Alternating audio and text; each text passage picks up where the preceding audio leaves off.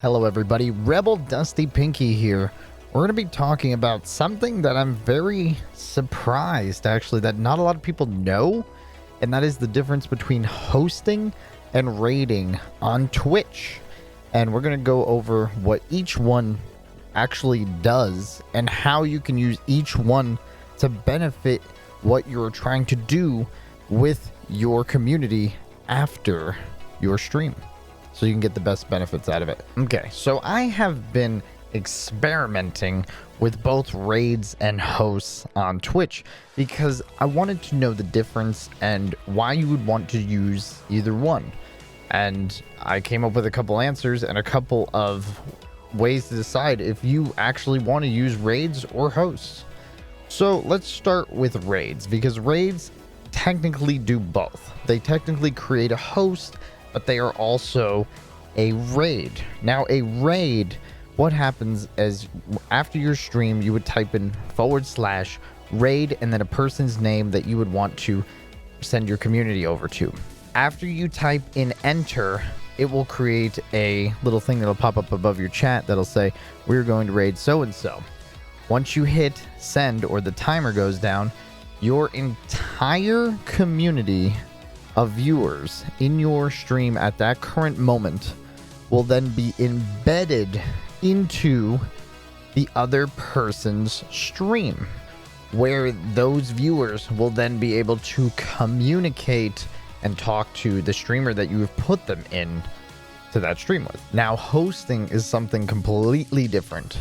Hosting will actually keep your viewership in your channel and bring the other streamer's stream into your channel, so your viewers will be watching the other streamer stream from your channel, but they will not technically be in that streamer's channel, but they will count as a viewer in that streamer's channel.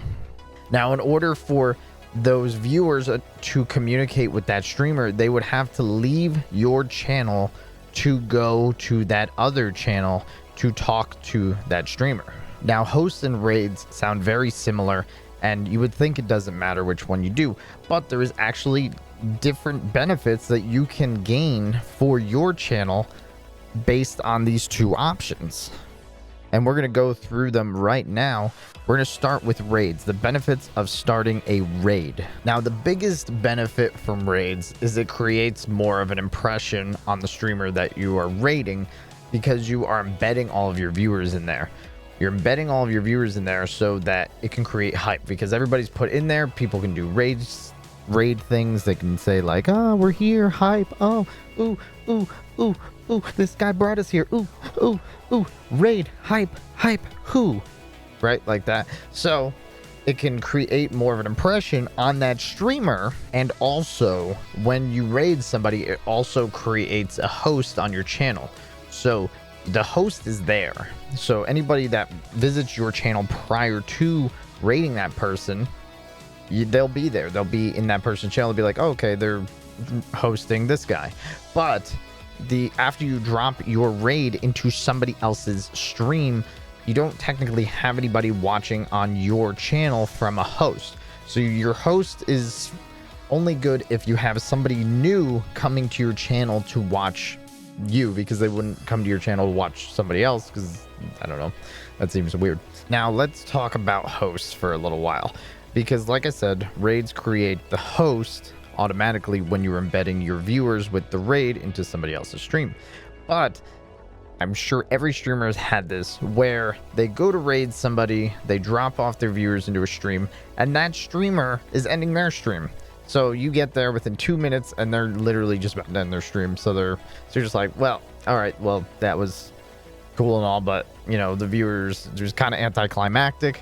And then that person goes to raid somebody else. Now, those viewers are embedded into that person's stream. So those viewers will then be taken to another stream. And then that person takes your community over to a different streamer. And even though your viewers are a part of that raid, you don't really get any acknowledgement for your community being a part of that raid, even though you just, put them there. So the one cool thing about hosts is you don't really need to worry about that. If you were to host somebody after a stream, your viewers are there. They count as viewers in that person's stream. Okay? But let's say they're ending their stream. It's like, okay, well, whatever, no problem.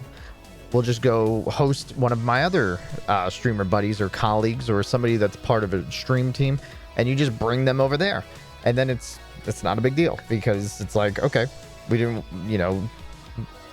you were ending your stream, so we're gonna go hang out with another one of my friends, one of the streamers that I respect, one of the streamers that I really enjoy, somebody that I think my community would enjoy, and I can take them there so that they can be a part of that streamer, and we can kind of bolster that streamer's stream. So that is one really huge benefit of using hosts over raids. You lose a bit of the hype factor because you're kind of just bringing your viewership there. It's going to be a little bit more quiet, but the viewership is being put there. And then if you wanted to, you could move your viewership to another stream, and that would still create an impact over there. So say you're a part of a stream team and you're trying to support the team, you could instead host one team member, and then when that team member gets off, go and host another team member, and so on and so forth. And you can have control of that. And also, you can also set up an auto hoster on your stream. And if you keep a viewership there in your stream, your auto hoster is actually going to make a difference in the viewership of your auto hostees. Now, there is something else that comes to mind when you think about hosting, and that is, since my viewership will remain in my channel, will that increase my viewership later on when I start my next stream? And I'm going to be honest with you, I've been testing this out for a while. I've been doing hosts for a little while now, and I will say not really. A little bit for some viewers, because Twitch has a lot of little quirks and ticks that will throw up error messages, or if the viewer isn't active in your channel, they kind of fall off as a viewer. And this is set up to stop people from creating an infinite lurk and a lot of bot accounts. It stops the whole botting situation. So unless the person is genuinely active in your channel while you're offline, most of the time they won't actually be a viewer when you start your next stream. This is just a little extra information for you, because this is something I was curious about when I started doing the host thing, because I thought, okay, well, the viewers are going to be in my channel, so yeah, they when I start my next stream, all these people that were lurking should still be there. And technically they are, but they like I said, because they want to combat botting and they want active viewership on Twitch, it doesn't really work out like that. And this is just really good knowledge to have as a viewer and also a streamer. So raids and hosts do create a metric boost for the person that you are going to raid or host. You're putting your viewers there, and it is bolstering their numbers. And that is great for a metric standpoint, which is amazing, which can put them higher in a directory, which can make them higher on a follow list, and it can actually help them generate more viewership, even with your viewership there. But for one thing that a lot of people don't know is, if somebody is trying to achieve Twitch partner, those metrics actually won't help them achieve that partnership. Because of how Twitch has it set up, they have to actually be a quote-unquote genuine viewer in that streamer stream. So if you're ever put into another streamer stream through a raid, you'll notice in the URL up at the top, it'll say twitch.tv/person and then raid reference number.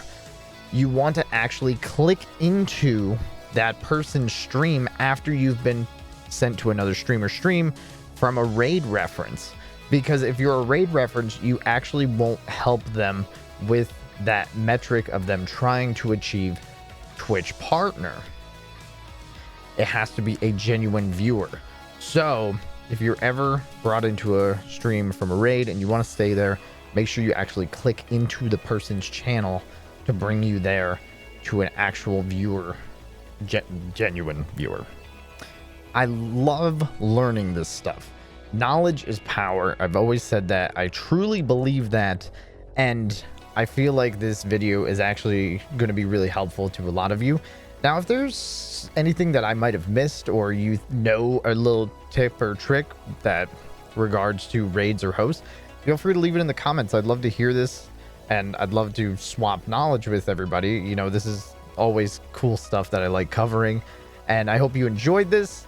And if you did enjoy it, hit that sub button and drop a like on this video, and stay tuned for more content. Each one of these Patreon subs has raided my heart and made me feel very loved. Thank you so much for supporting the channel and myself. If you would like to become a Patreon supporter, go to patreon.com/RebelDustyPinky and check out the many benefits that you can enjoy. Thank you so much for watching, and I will see you on the next one.